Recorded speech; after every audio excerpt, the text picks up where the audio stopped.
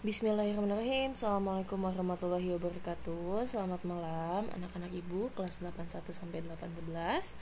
Alhamdulillah kali ini ibu bisa upload lagi mengenai video part 3 untuk pembahasan soal persiapan PAT untuk tahun pelajaran 2021-2022.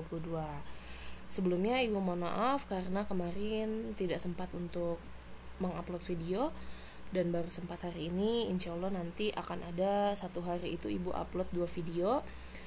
Seperti biasa ibu akan mengupload sekitar 4-5 soal per videonya. Supaya apa? Supaya nanti lebih mudah dalam mengelompokkannya gitu ya. Oke, sekarang ibu lanjutkan untuk pembahasan kisi-kisi selanjutnya, yaitu di sini kita sudah masuk ke dalam bangun ruang sisi datar. Oke, bangun ruang sisi datar untuk kita review lagi, itu anggotanya ada kubus, balok, prisma, dan limas. Dengan prisma dan limas itu memiliki alas yang berbeda-beda seperti itu ya. Nah, di sini untuk di gambar yang kalian lihat pada slide itu ada gambar yang sebelah kiri adalah prisma segi 4. Sini ya. Prisma segi 4. Dan di sebelah kanannya itu adalah prisma segi 5. Oke. Ini Bu kopas dulu. Apa nih Bu yang mau kita bahas untuk kedua bangun ruang ini? Nah, yang akan kita bahas untuk kedua bangun ruang ini adalah unsur-unsur atau sifat-sifatnya. Nah, di mana nanti prisma segi 4 memiliki sifat-sifat yang pastinya berbeda dengan prisma segi 5. Begitu juga mungkin dengan bangun ruang lain. Oke. Nah, sekarang kita identifikasi untuk prisma segi 4 terlebih dahulu, di mana nanti kita identifikasi sisinya, lalu banyak titik sudutnya juga. Titik sudut itu ada berapa gitu ya. Lalu juga rusuknya ada berapa. Lalu ada rumusnya. Ya, di sini yang akan kita bahas. Oke, kita perbesar dulu. Nah, begitu juga nanti untuk yang prisma segi 5 akan ibu bahas juga mengenai hal yang sama seperti pada prisma segi 4. Karena prisma sendiri memiliki karakteristik yang khas, maka nanti kita bisa menentukan rumus ya gitu ya untuk mencari banyaknya sisi, titik sudut, dan juga rusuk. Nah, untuk sisi sendiri prisma segi 4 itu ada sisi ABCD. Sini yang bawah ya. Lalu yang tegak di sini sebelah kanan ada BCGF. Lalu yang depan ada ABFE. Yang samping kiri ada ADHE. Dan yang paling belakang itu ada CDHG. Itu ya.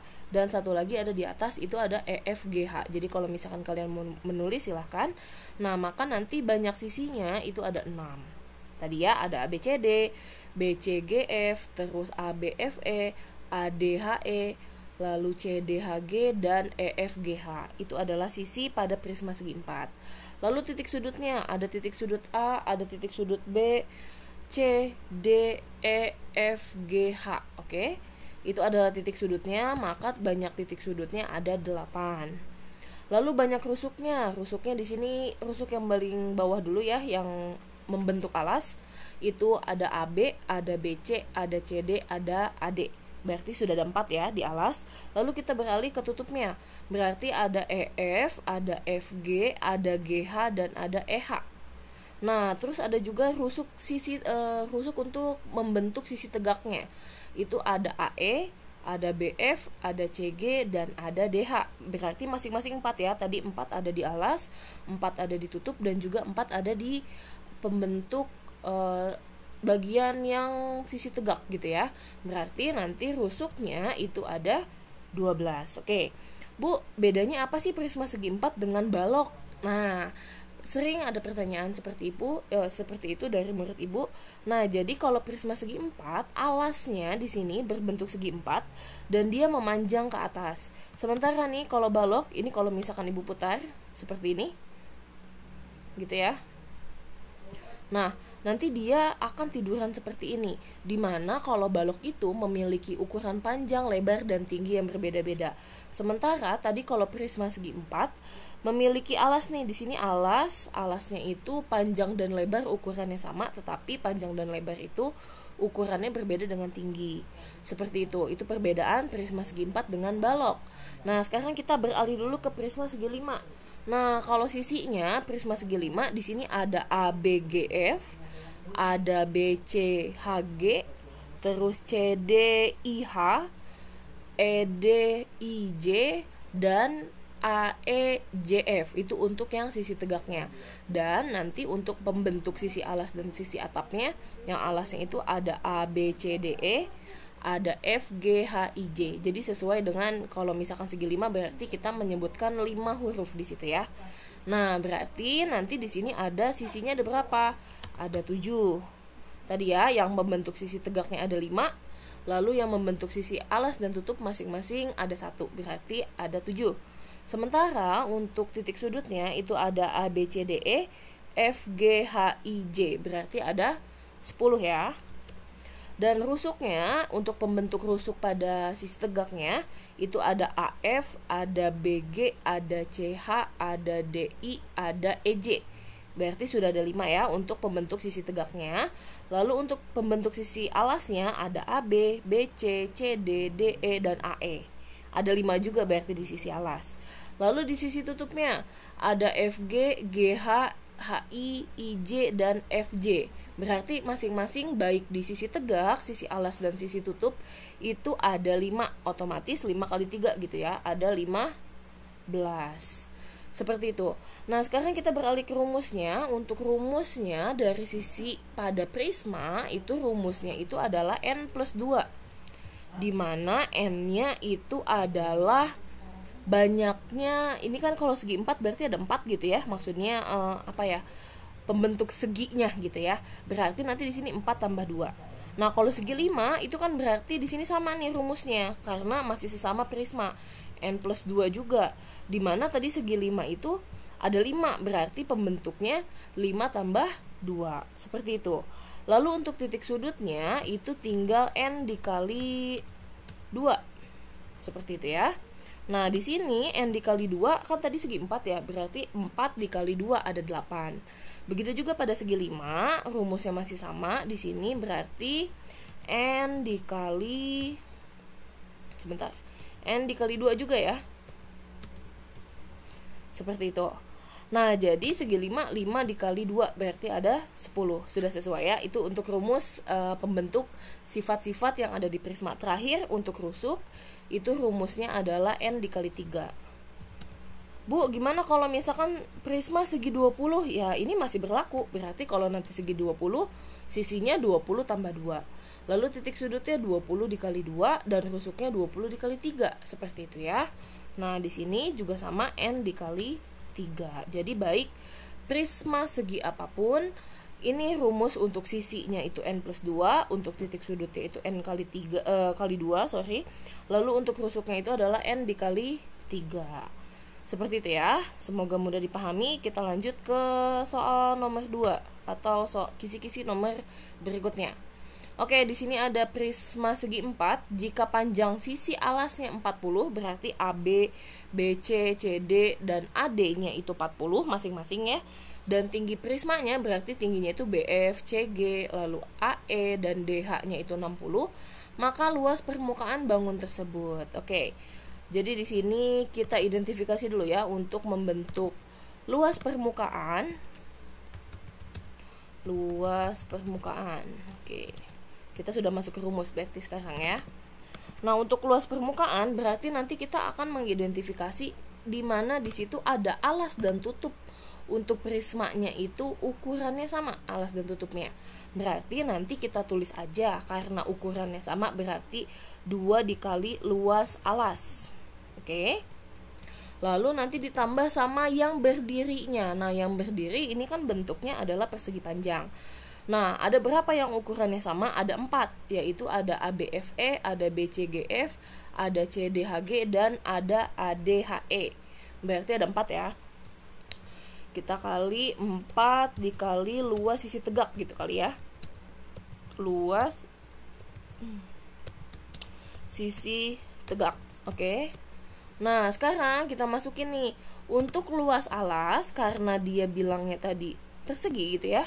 Untuk prismanya di sini prisma persegi, atau prisma segi 4. Nah, berarti nanti di sini kita tulis menggunakan rumus luas segi 4. Berarti rumusnya 2, duanya itu dari yang sini ya, dari jumlah sisi yang ukurannya sama, berarti 2 dikali sisi kali sisi, seperti itu. Lalu nanti ditambah dengan luas sisi tegak, di mana luas sisi tegaknya itu berbentuk persegi panjang, berarti nanti 4 dikali P dikali L, seperti itu. Oke, semoga mudah dipahami. Kita masuk sekarang ke angkanya.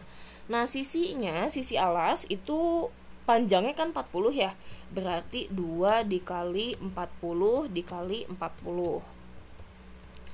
Lalu untuk yang sisi tingginya atau sisi tegaknya berarti nanti 4 dikali panjangnya, atau boleh aja di sini kita ambil alasnya gitu ya. Itu panjangnya ada 40.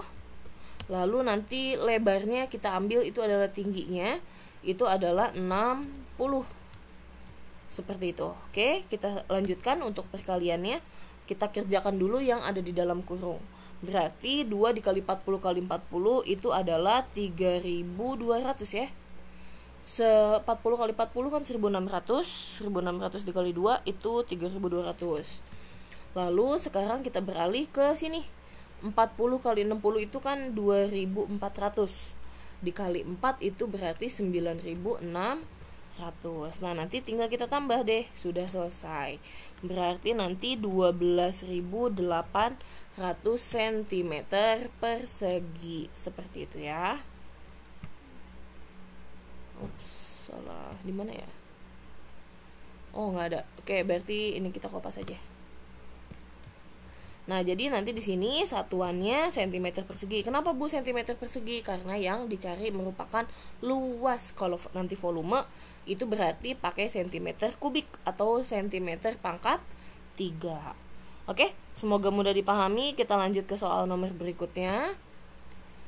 Masih tentang luas permukaan, cuma sekarang luas permukaan pada limas.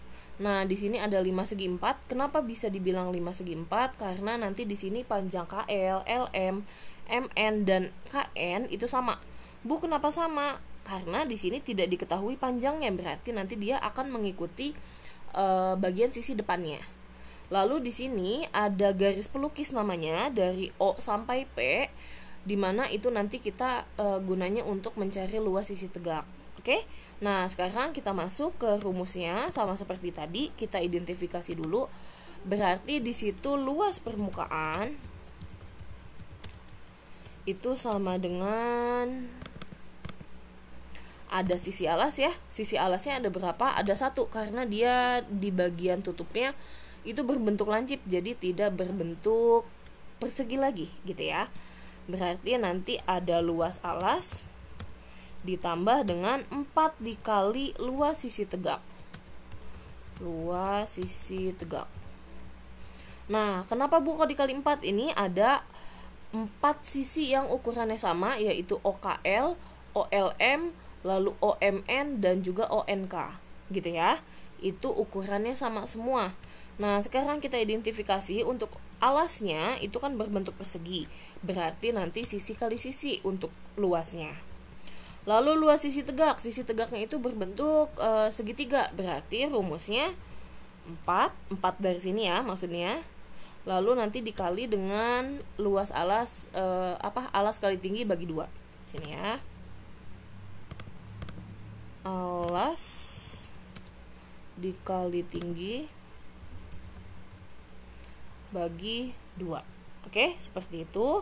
Nah, jadi nanti kita tinggal masukkan deh rumusnya, lalu juga kita masukkan juga angka-angkanya. Di situ kan sisi kali sisi berarti 10 kali 10 gitu ya. 10 kali 10 lalu ditambah dengan 4 dikali alasnya. Nah, alasnya itu berarti kan sama ya dengan yang ini ya. Dengan si perseginya. Berarti 4 dikali dengan 10 alasnya. Dan tingginya yang kita pakai adalah tinggi segitiganya, berarti nanti di sini 4. Berarti dikali 4 dibagi 2, seperti itu. Oke, sekarang kita hitung berapa besarnya. 10 kali 10 itu kan 100. Lalu ditambah 10 kali 4 itu 40, dibagi 2 jadi 20, dikali 4 berarti 80. Otomatis nanti di sini luas permukaannya adalah 180 cm persegi. Oke, seperti itu ya. Masih tergolong mudah ya untuk bangun ruang yang kali ini. Sekarang kita berlanjut ke soal yang terakhir. Sebuah kotak kemasan coklat berbentuk prisma segitiga. Oke, kita coba gambar dulu ya prisma segitiganya. Apakah di sini ada atau tidak? Coba kita lihat. Tidak ada ya. Oke, ibu yang gambar aja berarti sini.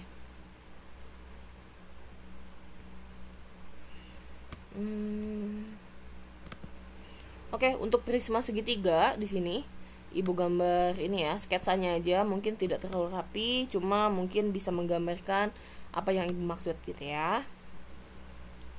Oke, di sini prisma segitiga kita sudah gambar. Ini agak ke atas mungkin.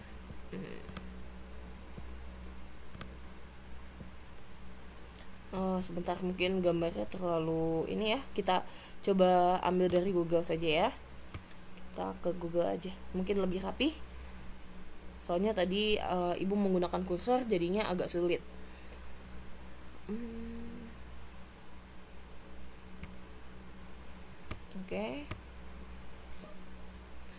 Oke, kita cari prisma segitiga. Prisma segitiga gambarnya.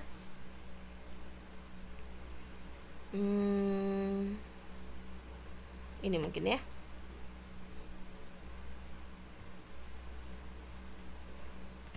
Oke, jadi seperti itu ya. Kita menggunakan Google itu untuk memudahkan pekerjaan kita. Nah, salah satunya itu bisa mengambil gambar-gambar seperti ini ketika kita sedang kesulitan untuk gambar pakai AutoShape. Sebenarnya bisa aja pakai gambar AutoShape, cuma agak panjang ya nanti videonya. Ibu cari dulu mungkin yang agak lebih rapi, soalnya itu gambarnya agak kurang ini ya, agak pecah. Oke, ini aja mungkin. Nah, ini tidak pecah ya, sudah cukup bagus. Kita copy, kita masuk lagi ke PowerPoint-nya. Oke, nah di sini kita geser ya supaya lebih muat ukurannya. Nah, oke. Nah, sebuah kotak kemasan coklat, mungkin kalau yang pernah beli coklat di minimarket ada yang bentuknya seperti ini ya. Segitiga, alasnya segitiga, tutupnya segitiga, lalu nanti bagian sisi lainnya itu adalah berbentuk persegi panjang. Nah, di sini volumenya. Nah, sekarang udah diketahui volume, lalu kita disuruh maka tinggi kemasan coklat tersebut. Oke. Nah, sekarang ibu kasih tahu dulu untuk prisma sendiri. Itu prisma rumusnya volume ya, maksudnya ya. Volume prisma. Jadi gini, untuk semua volume ya, baik dibangun ruang sisi datar ataupun sisi lengkung, intinya itu rumusnya luas alas kali tinggi, kecuali yang ujungnya lancip, seperti mungkin di sini ada limas. Nah, kalau ujungnya lancip seperti ini ditambahin sepertiga. Maksudnya gimana, Bu? Berarti kalau luas prisma itu kan dia ujungnya tidak lancip ya, bagian puncaknya tidak memiliki puncak, berarti nanti dia hanya luas alas dikali tinggi. Tapi kalau misalkan kayak limas itu dikali sepertiga lagi. Bu, kalau kerucut gimana? Nah, itu juga sama, dia harus dikali sepertiga lagi. Nah, di sini sekarang luas alas dari prisma berarti kan bentuknya itu adalah segitiga ya. Berarti alas kali tinggi dibagi 2 gitu ya. Dibagi 2, ini masih volume prisma gitu mungkin ya, kita tulis dulu. Volume prisma sama dengan luas alas kali tinggi bagi 2, lalu dikali tinggi lagi. Bu, kok dikali tinggi lagi? Nah, tinggi yang sekarang yang akan kita tulis adalah si tinggi prismanya. Gitu ya. Kalau nanti berarti disesuaikan, kalau tinggi balok ya balok, kalau kubus ya kubus gitu ya. Nah, sekarang kita masukin volume prismanya tadi sudah diketahui itu sebesar 960 960 sama dengan alasnya. Nah, di sini ada 6, 8 dan 10, di mana 6, 8, 10 itu membentuk segitiga siku-siku atau dia Pitagoras ya. Di sini triple Pitagoras. Nah, maka yang menjadi sisi miring itu adalah 10-nya atau sisi terpanjangnya itu tidak kita gunakan untuk menjadi alas dan tinggi. Berarti nanti yang akan menjadi alas dan tinggi itu adalah si 6 dan 8 gitu ya. Jadi nanti di sini 6 dikali 8, 6 dikali 8, lalu nanti dibagi 2. Nah, sekarang karena kita dicari tinggi prisma, berarti di sini dikali tinggi prisma. Seperti itu ya. Lalu di sini 960 sama dengan 6 dikali 8 kan 48. 48 dibagi 2 itu adalah 24. Nah, nanti dikali tinggi prisma. Nah, ini yang akan kita cari. Berapa tinggi prismanya? Nah, untuk mencari tinggi prismanya, tinggi prisma berarti nanti 960 dibagi dengan 24. Bu, kenapa 24 kok dibagi? Tadi kan dikali. Nah, dia ada perpindahan ruas dari posisi sebelah kanan menuju posisi sebelah kiri. Jadi tadinya dikali lalu pindah ruas deh. Jadi dibagi 960 dibagi 24. Nanti dapatlah 40 cm. Oke, seperti itu ya. Durasinya untuk 4 soal aja udah hampir ya udah 20 menit lebih. Nah, berarti Ibu cukupkan untuk pembahasan kali ini hanya 4 soal lagi. Nanti mungkin next kalau misalkan memungkinkan kita akan bahas 5 soal atau mungkin bisa lebih. Seperti itu ya. Semoga mudah dipahami dan juga Ibu harap nanti pada saat PAT kalian lancar mengerjakannya, lalu juga dimudahkan dan juga semoga nilainya bagus dan di atas KKM. Terima kasih. Semoga semangat terus belajarnya. Wabillahi taufiq wal hidayah. Wassalamualaikum warahmatullahi wabarakatuh.